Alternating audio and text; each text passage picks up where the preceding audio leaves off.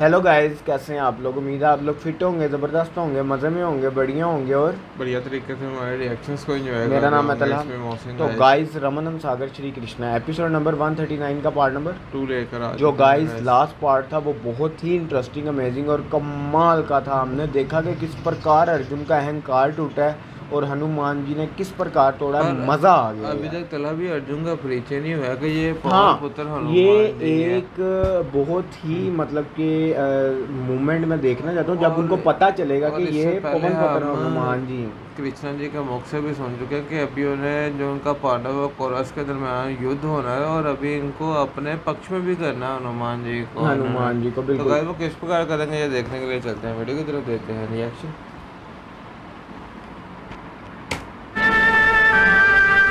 पापियों के लिए मैंने नर्क बनाई है। मनुष्य को स्वयं अपनी नर्क बनाने का अधिकार नहीं है।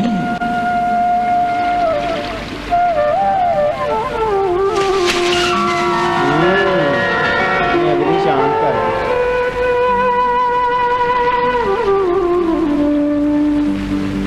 मनुष्य को अपनी नर्क हे बनाने का वासुदेव, अधिकार नहीं। मुझसे बहुत बड़ी भूल हो गई। मुझे क्षमा कर दो। मित्र मित्र से क्षमा नहीं मांगा करते, बल्कि मित्र तो वो होता है जो बिन मांगे ही क्षमा प्रदान कर देता है। पार्थ, मैंने तुम्हें पहले ही क्षमा कर दिया है। हे वानर श्रेष्ठ, तुमने मेरे अहंकार को तोड़कर और मेरे पाप की ओर संकेत करके मुझ पर बड़ा उपकार किया है। मैं तुम्हारा धन्यवाद करता हूं। हे वानर श्रेष्ठ, क्या तुम अपना परिचय नहीं दोगे? ये मोमेंट पार्थ, जिसे तुम वानर श्रेष्ठ कह रहे हो, वो कोई और नहीं, पवन पुत्र हनुमान है।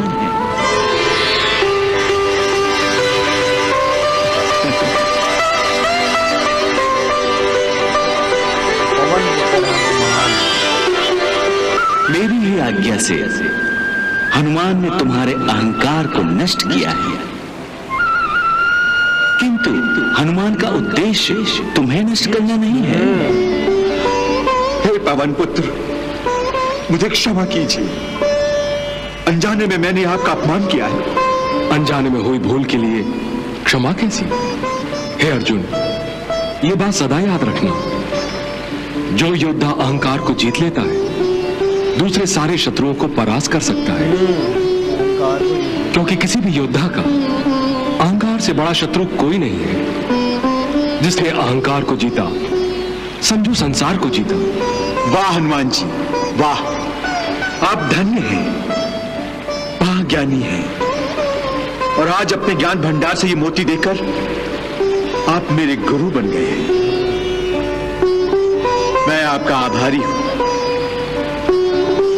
आपका आशीर्वाद सदा मेरे साथ रहे, यही मेरी आंतरिक इच्छा है।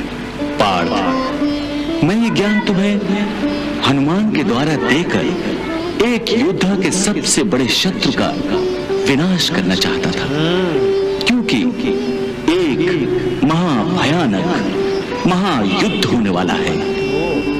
धर्म और अधर्म के इस विनाश के विचार से ही बड़े बड़े योद्धाओं का मनोबल टूट सकता है। कुरुक्षेत्र में होने वाला ये महायुद्ध एक ऐसे धर्म इतिहास की रचना करेगा जो मानवता को हर युग में सत्य का मार्ग दर्शाता रहेगा। परंतु इस युद्ध का कारण क्या होगा? इस युद्ध का कारण इस समय बता देना उचित नहीं होगा, परंतु मैं इतना अवश्य बता सकता हूं कि युद्ध भूमि पर केवल तुम ही केंद्र बिंदु बनोगे और इस युद्ध की धुरी भी तुम ही होगे। अर्जुन, ये युद्ध तुम्हें हर अवस्था में जीतना है। अवश्य।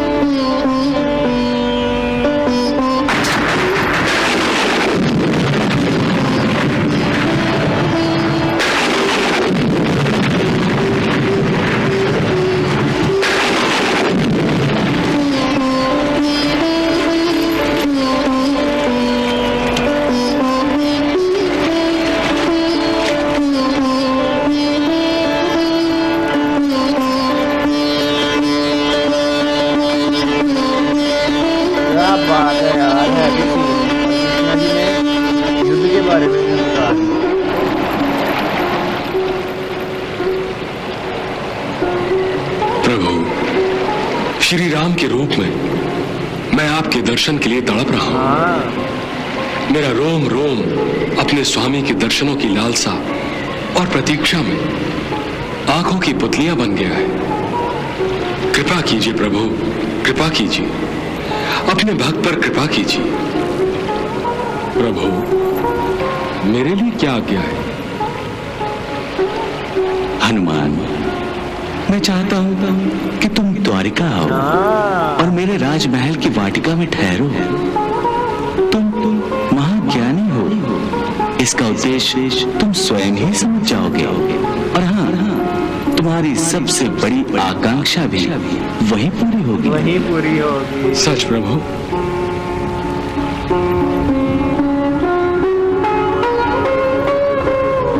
यार है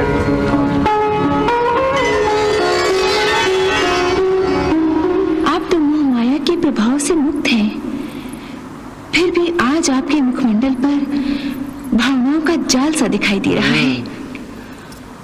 आप कुछ व्याकुल दिखाई दे रहे हैं प्रभु। युद्ध का सोच। देवी, इस समय मेरा चेहरा वो दर्पण बन गया है जो हनुमान की व्याकुलता को दर्शा रहा है। मेरे मुखमंडल पर हनुमान की भावनाओं की छाया दिखाई दे रही है। वो मेरे दर्शन के लिए बेचैन हो रहा है। इसलिए आपने उन्हें वाटिका में प्रतीक्षा करने के लिए कहा था। इसमें अवश्य ही कोई रहस्य छुपा होगा। भूल गई देवी, मैंने कहा था मुझे हनुमान द्वारा मेरे अपनों का अहंकार तोड़ना है। अच्छा, अब समझी।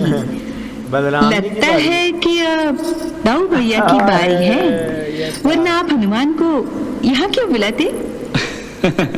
एक ही मुक्के से दुविध वानर को मारकर दाऊ भैया समझ रहे हैं उनका हाथ जैसे कोई महाभयंकर महाविनाशक दिव्य अस्त्र बन गया है। हनुमान को वाटिका तक पहुंचने तो दो, फिर पता चलेगा कि बलवान क्या होता है और बलवान होने का गुमान क्या होता है।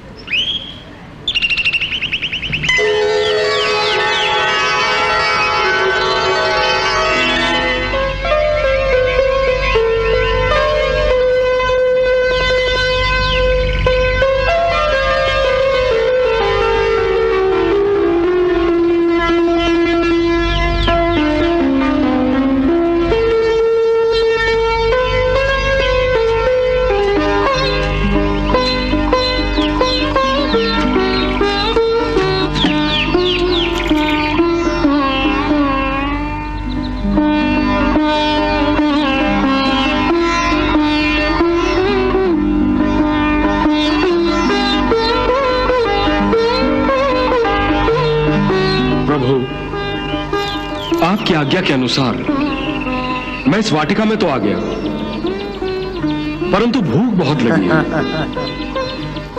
आपकी आज्ञा हो तो कुछ फल फूल खा लूं। जय श्री राम।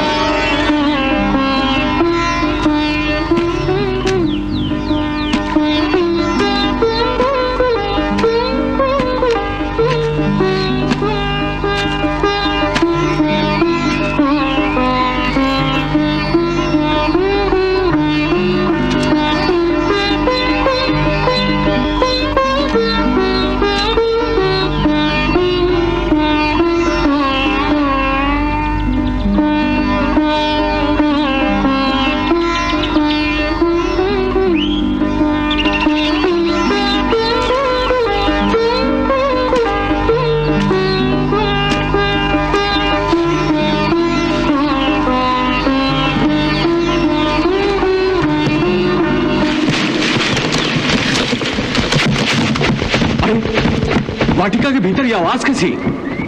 चलो चलो देखते हैं।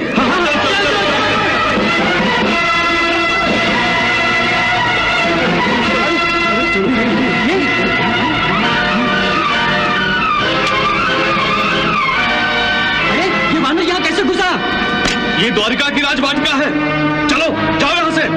अरे भाई, मैं कुछ फल खाने आया हूं, कुछ देर विश्राम करूंगा। मुझे जाने के लिए विवश न करो। सैनिकों, इसे उठाकर बाहर फेंक दो।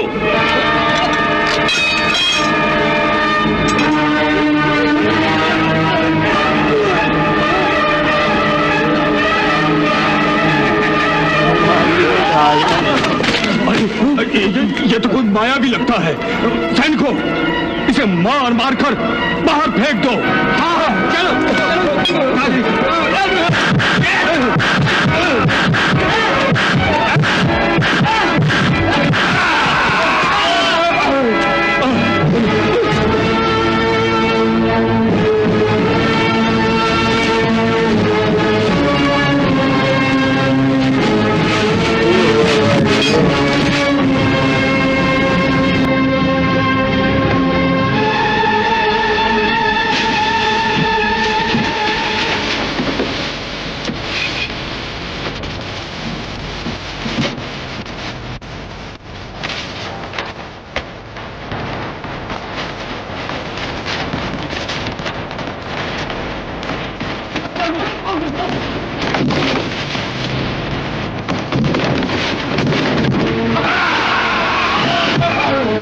ओ तो गाइस यहाँ ख़त्म हुआ ये पार्ट। क्या कमाल का और ये पार्ट था सैनिक यार। हनुमान जी को रोकने तो ले थे, वही जो ना। क्या हुआ, कृष्णा जी की अनुमति से इस वाटिका में हाँ आए जी, हैं तो भाई। हनुमान जी को वो मिलकर सैनिक हिला भी नहीं पाए हैं। और उससे पहले अगर बात की जाए तो कृष्णा जी ने अपने दर्शन देकर हनुमान जी और अर्जुन को ये बताया कि आने वाले टाइम में एक ऐसा घमासान युद्ध होने वाला है कुरुक्षेत्र में, जो कि युद्ध जीतना तुम्हारे लिए बहुत ही ज़रूरी है। आवश्यक होगा, क्योंकि तुम धर्म के पक्ष की ओर से ला रहे हो, अगर तब धर्म की स्थापना होना बहुत जरूरी उन्होंने कहा होगा। बड़े बड़े जो योद्धा बने फिर रहे हैं वो उस युद्ध को देखकर कांप जाएंगे, ऐसा घमासान युद्ध होगा।